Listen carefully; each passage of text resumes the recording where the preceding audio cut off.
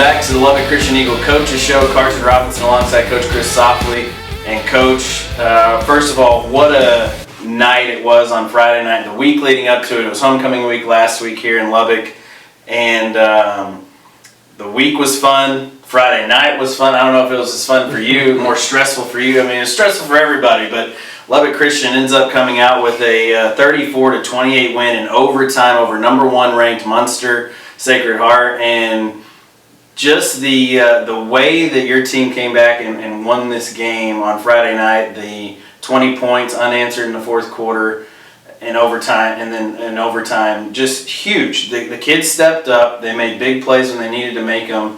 And as a coaching staff, I know everything didn't go right. It never does. But you got to feel really, really good about the way your kids persevered on Friday night. That was a big thing. You know, I felt like we showed a lot of resiliency. And we've talked about that with our boys. I feel like this is a mature team. Boy, we put it to the test on Friday. We were backs against the wall versus a really good ball club, really well coached. And it was really thin margins. And so I'm proud that the boys were able to keep hope alive and just believe in that if there's time left, the Eagles got a shot. And that was kind of the motif going around the sideline, just the belief of, look, who knows how this is going to end up, but we are called to max out what we have left. And late in the fourth quarter, we needed some stops, we needed some big plays, and those just came in at just the right time. And so it was a pretty remarkable finish. We're pretty excited about it. Yeah, you get an interception from Luke Zuniga, and then a touchdown. Don't get the 2-point conversion. Mm-hmm. So then you got to get the onside kick. Wilson Weidman, I've been saying it, he's the best onside kick specialist in the country. Yeah. I don't care if it's college football, high school football, professional football. He might just get signed to go play, just kick onsides for people if you need an onside kicker. But Wilson kicks another one, the second bounce high enough. Lubbock Christian taps it back, we get it. And then you go down and score and you get the 2-point conversion. That's huge.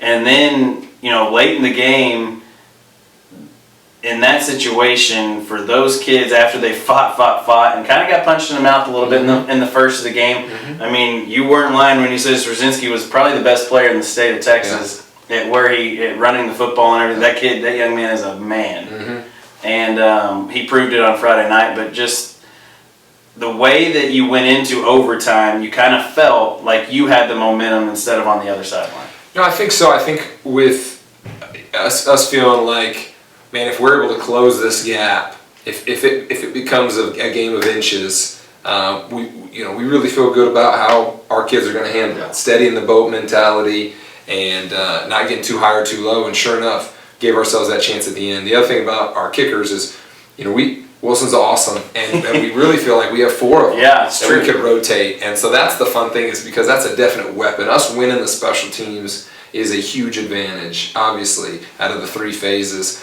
And it was a game changer in that fourth quarter on Friday night. And so hats off to our kids that may not get a whole ton of credit in terms of doing the specialist type of activities, but guys that cover kicks, guys that punt and cover punts, those guys made a difference. When your game's this tight, every play matters. Yeah, and what a great teaching point for us in terms of the Christian life, knowing that little things become big things. And Lubbock Christian in overtime gets a huge I'm talking inches, stop on 4th down for Muenster on the first possession in overtime. Get the football back and scored in 2 plays? What was it? I'm just glad we scored. I don't remember. Yeah, I can't remember. It was all a blur at that point. But Lubbock Christian gets the win 34-28 over Muenster Sacred Heart, and what a night it was. Plenty of alumni in the stands. Maybe the biggest crowd we've ever had at Lubbock Christian High School for a football game. It was a fun atmosphere on Friday night, so if you were here, thanks for creating that atmosphere here. I know the coaches, the boys, they absolutely loved the electricity. There wasn't a seat to be found in these brand new bleachers, and that's why we got them. That's right. That's why we got them. It was really special. It was a fun atmosphere. It was fun to go back and watch the film and see people hanging out in the end zones. Mm-hmm. And then certainly once the final touchdown is scored, and we're able to celebrate with a group of boys that we're so proud of, that we truly love and we're grateful for, and are great young men. And then to see those previous great young men, 2 years graduates, the 4-year graduates, 10 years down the road, and that makes it special. That's why you get into the coaching professions. You want to try to make impact, lasting impact, and to see those guys come back who have been coached by Coach Haley or who have been impacted by Mr. Parrish and the band or whatever it is here at Weatherford Christian, that's what makes this place really special. And it was a special night on Friday night, and for Lubbock Christian, it's kind of, enjoy the win that night, which Coach Softley told the boys enjoy it, and then they went back to work on Saturday, been working, and the second best team in the state of Texas in TAPS Division 4 comes this week, and we got to go to them in Weatherford Christian, and they present just as much of a test as Muenster did, and this time we got to go on the road and be tested. Yeah, I think truthfully they're probably the fastest team and maybe the most talented team, and I think Coach Schilling at Muenster would not argue with that. Is overall these guys have a breadth of speed and size. They're huge. Yeah. Now they don't have Ryan Straczynski, they don't have 11, but they got a bunch that are just a tick below him. I mean, they are fast, they are athletic. This is a dangerous ball club, and they're as good as anybody on any given day. Yeah, and this is a ball club who really, 2-3 years ago was in their first year of 11-man football, and now they've become one of the top-tier teams in TAPS Division 4 the last couple of years, and especially going on the road. Last year we had to go on the road to Weatherford, so that's nice. The boys remember that. They remember how it all works out. Is that kind of something that y'all have talked about this week, or is that something that you just expect and the boys just kind of take it under their wing? We're big on visualization. I want the boys to think through the bus ride. I want them to think through the locker room and the pregame. And so we had a meeting just on it today. As you remember, the field house sits here, and here's the field, and it's going to be 6 p.m. Here's what it's going to feel like. And we try to go through all that to make sure that there's not too many surprises. And, this Weatherford team being in a great area, and they're getting a bunch of kids from Weatherford High School, 6A strong program. Aledo. And man, they are in a talent-rich area, and this is a really quality program. Yeah, anytime you go to the Metroplex, especially the teams we have in our district with First Baptist and Fort Worth Temple too, they're undefeated still this year. That's right. This district doesn't get any easier, and then for the kids in your locker room, it's not about who we play, it's about what we do on our side and the max out efforts. And what we talk about as far as culture-wise, everybody says culture. It can kind of get, one of those things that fizzles out over time just because everybody says it. But here it means something. And here it's a mantra, not just culture, but the way that they're led and the way the boys lead themselves is something that sets this team apart a little bit, I think. We say culture is the written and unwritten expectations. It's how you do what you do, and it's who you are. And so the way you handle adversity in the middle of that fourth quarter, that should speak to the culture. And I think it did with our kids. How we handle the victory, what we do on a homecoming weekend after a huge win.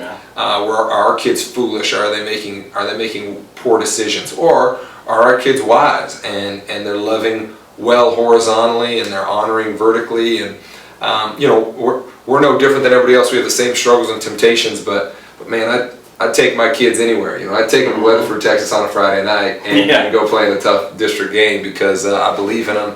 But it will be everything that it's built to be. It will be a really, really difficult contest. And Weatherford will present just that, a very difficult contest. It should be a good one tomorrow night in Weatherford at 6 p.m. there at, what's the field called? Hall Middle School, that's right. And be right there, pretty easy to find. And if you can't find it, if you can't make it to Weatherford, we'll have all the action for you on the Eagle Sports Network right here.